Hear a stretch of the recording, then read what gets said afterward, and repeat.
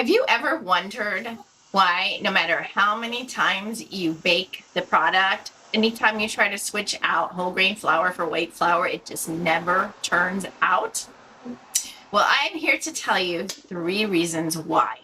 Hi, I'm Debbie, dietitian and health coach. I help families eat healthier without spending more time or money in the kitchen.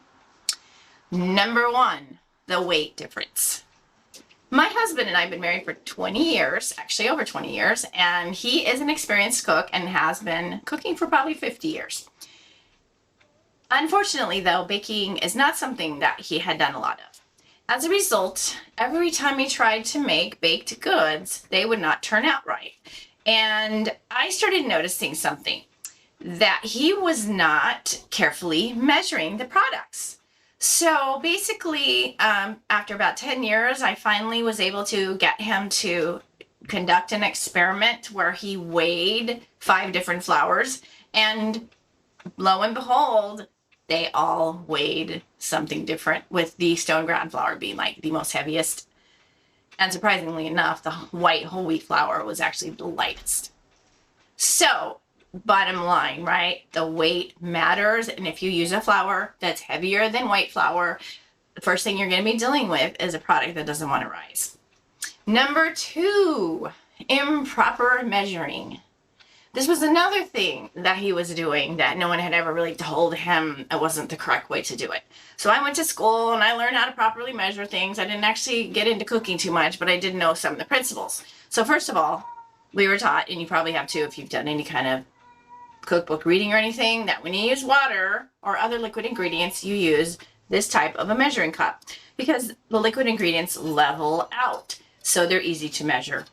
Unfortunately, flour and other dry ingredients don't do that, right? They don't level out. So if you were to put the flour in one of these and try to level it out, it wouldn't even be possible, right? Because of this lip here. So again, part of his experiment with my son was to find out the difference between what happens when you dig for the flour using this, or if you use this, versus if you properly spoon it, which is the correct way. Again, that affects the weight. Number 3, not sifting before measuring. So most all-purpose flours say they're pre-sifted. However, even if a flour's been sitting in your cupboard, even though it says pre-sifted, I highly recommend that you sift it before you measure it, because it will put air into it. And then especially when you're talking about whole grains, right? So they also tested that if you don't sift it versus sifting, and it made a huge difference in the weight of the flour. So we actually got this at a secondhand store. It's an old-fashioned sifter and we love it. So you sift the flour. I'm not going to show you how to do that. And instead of scooping it out like this after you sift it, you are going to take a spoon, right? And you take the spoon and you put it in there until it's full, right? Till it's full, till it's full, till it's full. And then you take this and level it. And then you have a more precise measurement of your flour. Okay, so those 3 things.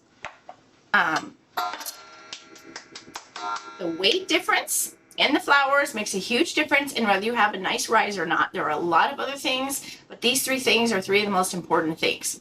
Not sifting before measuring and improper measuring.